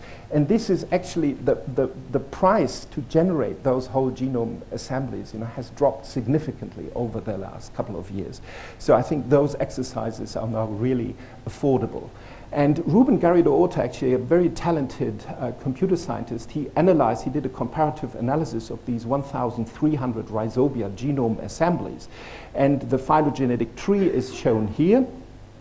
And what is shown in the outermost ring by colors is that really in our culture collection we have now all known and potentially novel sublineages of these rhizobiales of this order, and each are covered by numerous exemplars.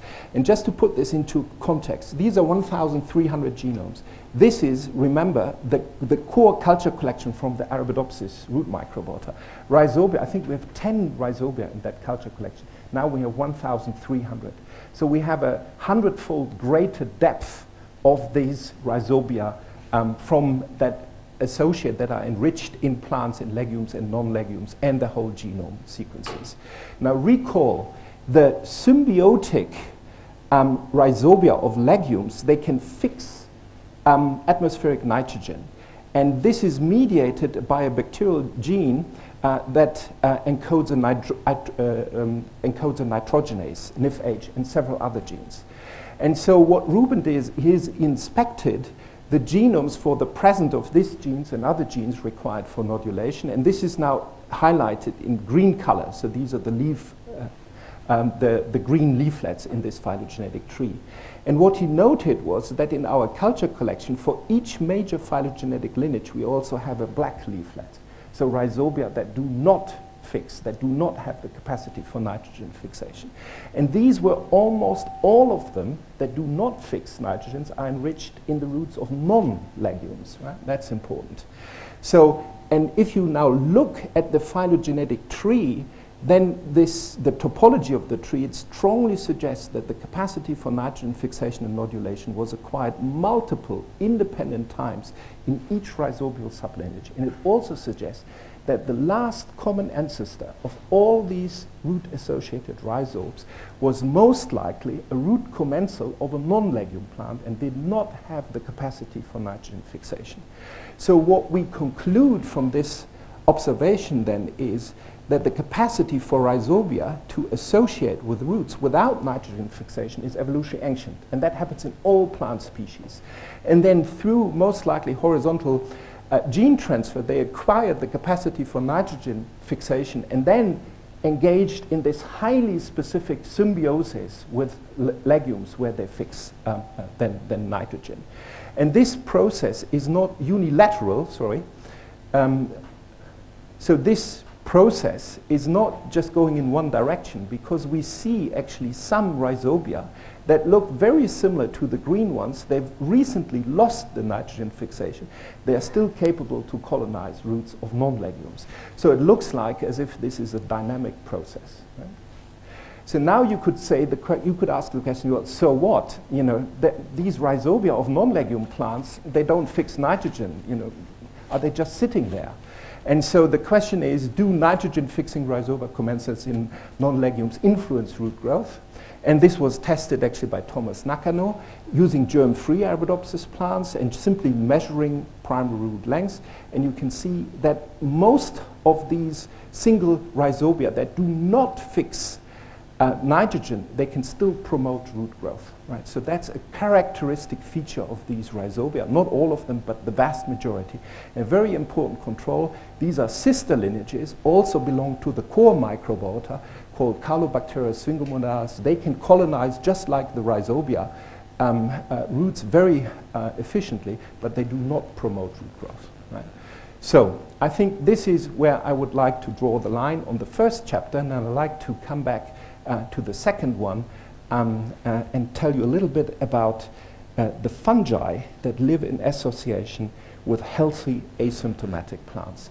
And this slide just illustrates, for me, it's a fantastic slide because you can immediately see this is the biodiversity of fungi that can colonize, that live inside roots of these healthy plants. It's just amazing. And we can culture them as efficiently as we can culture the bacteria. And I want to share with you now one story where I said I might lose the occasional passenger on this flight, right? And I hope I can recapture you, because this is a story that actually started, that is very relevant to Spain, because it's about a fungal endophyte of Arabidopsis called Coledotrichum toffieldi, which is endemic in natural Arabidopsis population in the central plateau of Spain. And this work, this project, started actually by a senior scientist here, Soledad Sacristan, who isolated this fungus in natural Arabidopsis populations surrounding Madrid. And you can see that this fungus is really prevalent in these populations. So why did this fungus capture our attention?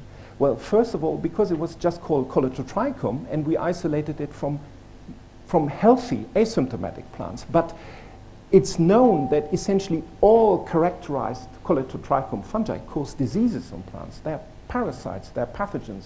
Anthracnose disease, this is an economically a very important disease, causes more than $1 billion of yield losses per year.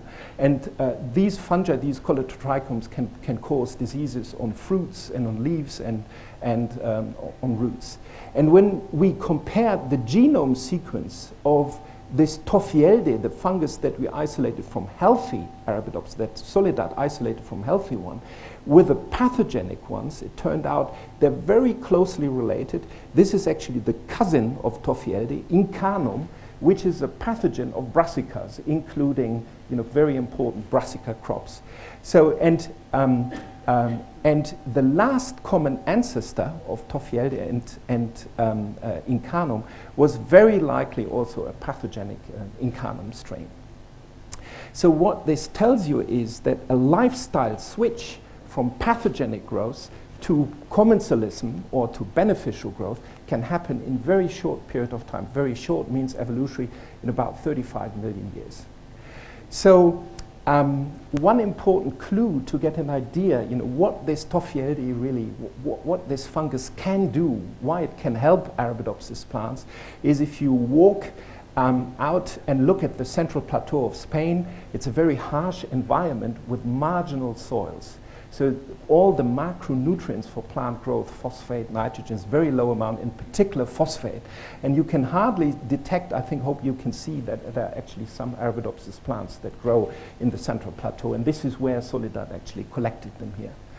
So then Kei Ruma in the lab, he generated a transgenic fungus that expresses GFP, fluorescence marker protein. You can add it then to germ-free Arabidopsis roots, and it forms this nice extra radical, these hyphal mesh around Arabidopsis. And if you take a cross-section, an optical cross-section through an Arabidopsis roots, it's absolutely amazing, because the fungus really ramifies through the inner root tissue, grows like crazy. You can see these hyphae inside the root, but the plant remains totally healthy, right? There's no disease symptoms, nothing, absolutely healthy. And recall, the soil in the central plateau of Spain are very low in phosphate. And so what Kay did is he grew Arabidopsis under phosphate limiting conditions, either germ-free or he added this fungus, Coledotrichum tophiatus, this microbiota member. And you can see enhanced root growth and enhanced shoot biomass, but it's not only enhanced shoot biomass, but if you measure reproductive fitness as the number of seeds of Arabidopsis plants, it's enhanced in the fungus it's enhanced in the presence of the fungus compared to germ-free plants. So clearly this is a beneficial fungus, Coledotrichum. Now, we tested, how plants might benefit from colonization by this fungus using this laboratory setup. This is where we grow germ-free Arabidopsis plants in these large petri dishes and on agar plates, and then we place a small petri dish inside, and here's P33, and then the fungal spores inside. The fungus germinates, then climbs essentially over the rim of the smaller dish, forms this hyphal mesh, and then interacts with the roots, and we collect then the leaves after about 4 weeks of co-incubation, and then measure the radioactivity in these leaves. Right? And that is shown here. This is mock inoculation. This is now when we add the Coledotrichum tophiatus, the beneficial one, and this is the pathogenic cousin, Coledotrichum incarnum, under low phosphate and replete phosphate conditions. You see only under phosphate limiting conditions there's substantial transfer of phosphate from this inner compartment via the hyphae, via the root to the shoot. So it looks like as if the fungus really supplies the plant with phosphate for enhanced growth. All right, and this genetically is dependent on a regulatory system called the phosphate starvation response system, but for because of limited time, I don't want to go too much into this. Now, what we've done in parallel, we looked at the root transcriptome, so all the genes that are expressed in Arabidopsis roots in response to colonization by this fungus under phosphate sufficient and phosphate deficient conditions. There are thousands of genes that are up or down regulated. I don't want to bore you with the detail, but just one cluster, this cluster 9 in red color here, this is interesting because this is a set of genes that are upregulated under phosphate sufficient conditions when the fungus is present, but they are attenuated, there's no significant activation in the presence of the fungus under phosphate deficient condition. And these genes, the function of the genes is indicated by red colors, and these are mostly immune-related genes or genes involved in indole and tryptophan-related processes.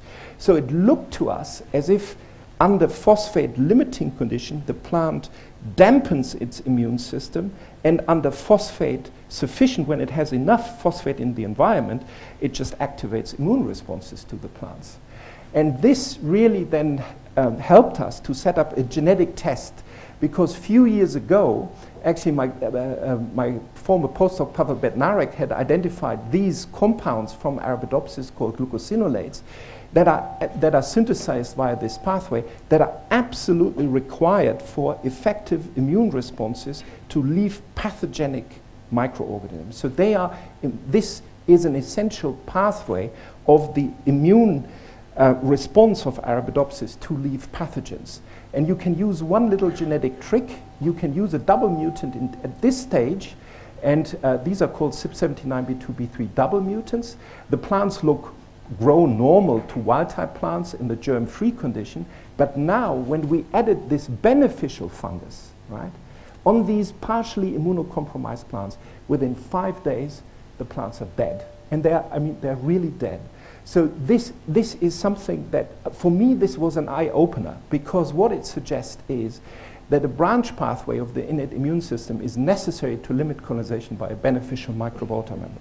We usually think about the plant immune system as something that is absolutely critical to prevent the growth of pathogens. No, that is an oversimplification. What this tells you is you need the immune system of the plant also for controlled accommodation of beneficial of microbiota members. That's very important. And personally, I believe that may be even the more important function of the immune system, controlled accommodation of beneficial microbiota members. If you impair immunity, then a beneficial one becomes a pathogen. Now, there was one, of course, and I need to come to an end, There was, of course, one limitation of these experiments. There was something that I was unhappy of, because it was just one host and one fungus. But the microbiota is about microbial communities. And recall, we have established now culture collections of the bacteria and all of these different fungi, right? Not just Tophieldi from Spain.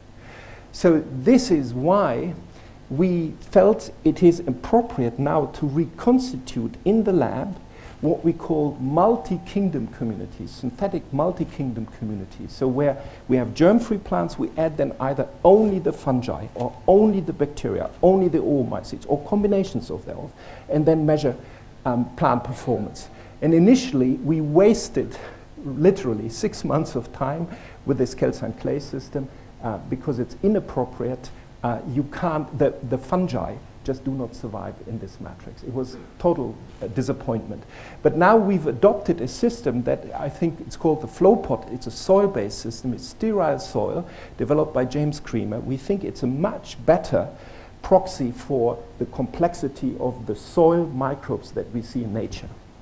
And so the way how this works, you sterilize the soil and then you plant surface sterilized Arabidopsis seeds on the surface, and you can then inject into the soil defined commensals, the bacteria or the fungi. And I want to share with you only one key observation, and I think that's really, really important. So here, Paloma Duran, what she did is she was growing germ-free Arabidopsis plants. She scored the survival rate of the plants, so 81% survive under germ-free conditions, not a problem. And she measured the shoot biomass. And in these conditions, she added to the soil the bacterial root endophytes. And recall, this is a very complex community, 177 bacteria. You see the survival rate increases to 98%, and there's a trend towards enhanced shoot biomass, right? But now comes a very important observation. Now look, these are 34 fungi from healthy asymptomatic Arabidopsis plants isolated.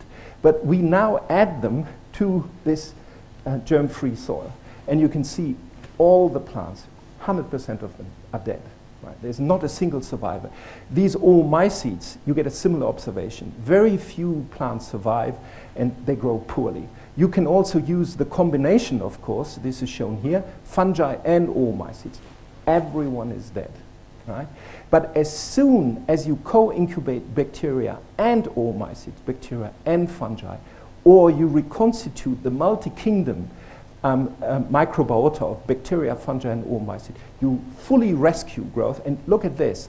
You have 100% survival, and the shoot biomass is significant. It's twofold higher compared to germ-free plants. I think this is a very, very important result because it shows in a community context that the bacterial root microbiota is essential for plant survival, protects Arabidopsis against root-derived fungi and oomycetes.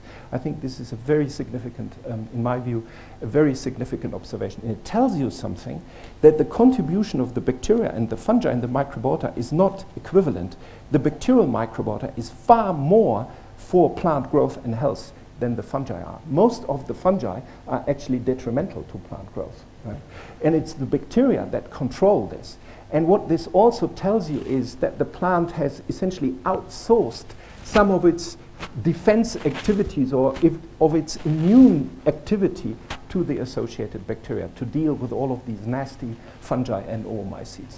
Now, I think what this also does, I think this observation resolves a potential paradox. And I remember a few years ago when my former colleague Jonathan Jones, he told me, Paul, you're wasting your time with the plant microbiota. You know, I wouldn't care about these microbes because I can grow my Arabidopsis or tobacco or whatever plant beautifully in a germ-free on these agar plates. And you know, for the plant propagation industry, for vegetative propagation, this is a very important technology for the plant industry. And it's true, you don't need them. You don't need the commensals.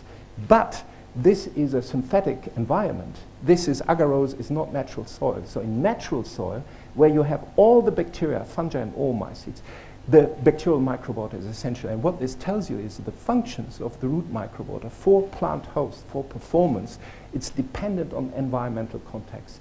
So this is about plant microbe environment interactions if you want to understand the functions of these microbes. So I've used up my time, and I just wanted, as an outlook, to illustrate what I consider grand challenges of plant microbiota research. And I think it is really about understanding high-level traits at the root-soil interface. That is called plant-soil feedback. Recall, plants recruit a subset of soil bacteria, they propagate, plants are harvested or die, and then these are dynamic populations between the plant and soil. And there are very, very interesting observations made in agroecological systems, if you like, or in agriculture, that I think are not understood at the molecular level, but I think will be very, very interesting to study now in the forthcoming decade. And I think they have tremendous relevance for application to develop rational probiotics for plant growth and health. And one of these phenomena is called disease suppressive soils. This is a global phenomenon. You have disease suppressive soils here in Spain, of course, as well, Australia, Japan, US, everywhere. And this phenomenon is such, if you grow in a field site, year by year, a monoculture, in this particular case wheat, again and again and again, what you see is that initially, during the first couple of years, the incidence of soil-borne diseases increases, and you can see, those wheat plants suffer tremendously. But after a number of years, the soil biome changes, and then you see that the soil has become disease suppressive, and there's no disease any longer. And when you fumigate these seals, you kill all the microbes in the soil, you lose the disease suppressiveness. So it's really the microbes in the soil that are responsible for this phenomenon. Of course, there are now several groups that try to identify the microbes, and my prediction is these are root-associated bacteria, that's my prediction, that are responsible for these disease, for this suppressiveness in the soil, and they, of course, will be very, very valuable biologicals for application in agriculture. Another practice in agriculture is biofumigation. It's a widespread agricultural practice in Europe, and it's used to improve soil quality. No one knows exactly how this works, but it always involves growing brassicas. So these are, for example, rapeseed plants, and it's known that these plants produce glucosinolates, and glucosinolates have antimicrobial activities, and the practice is used mulching, so you shredder essentially these plants, mix them with the soil, and that is believed to change the soil communities. And this has a beneficial effect, because then if you subsequently plant crops on those fields, you need much, much less pesticides. So it's really, this is what is called soil quality. It's just an empirical observation, but I think we as scientists need to listen carefully what farmers and what has been observed just empirically in the field. Another one is intercropping and crop rotation practices. So, this is empirical. You know that you need a certain crop rotation, or that you need certain intercropping here. It is advantages for plant productivity and plant growth. My prediction is it's the associated microbes in the soil and the microbes that associate with the plants that are underlying this phenomenon. But there is no hard science yet available. But this is something that I think we should keep an eye on. And I think one of the last aspects is, if you look, these two guys here, Fritz Haber and Karl Bosch, they were the fathers, if you like, of artificial or synthetic fertilizers that consist of nitrate as well as of phosphate. And synthetic fertilizers essentially feed the world. 1/3, if you just look at the world population and then the fertilizer consumption, about 50% of why we can feed the world now is because of the discovery of synthetic fertilizers. The other 50% is because of plant genetics. Otherwise, we would not be able to feed the world population. But it's very clear that the application of synthetic fertilizers has detrimental effects, leaching, etc.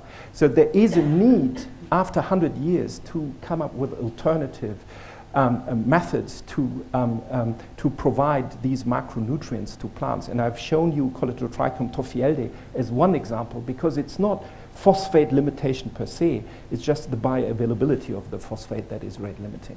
And last not least, this is of course because I'm a crazy scientist and I like theory, you know, I think how these communities evolve over time, evolutionary timescale, is not known. We don't have a theory for that. So I think, you know, I'm very much looking forward to some theoreticians and in finding out how these communities evolve. So I think I've used up my time. I hope it was a flight over the microbiota research with a future outlook of what remains to be done during the next 10 years. I hope I didn't lose all of you as passengers. And I think the most important slide is, of course, acknowledgement to a fantastic underground crew in Cologne. I think I mentioned a couple of the scientists in passing. And of course, there's nothing like a free lunch. And I'm very grateful to various funding organizations for providing generous money to do that work. And thank you very much for your attention.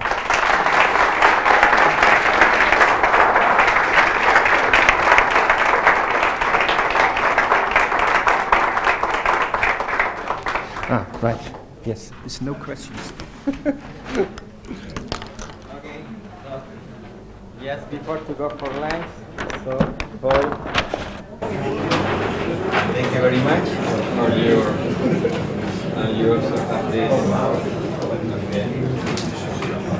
So thanks for just being with us.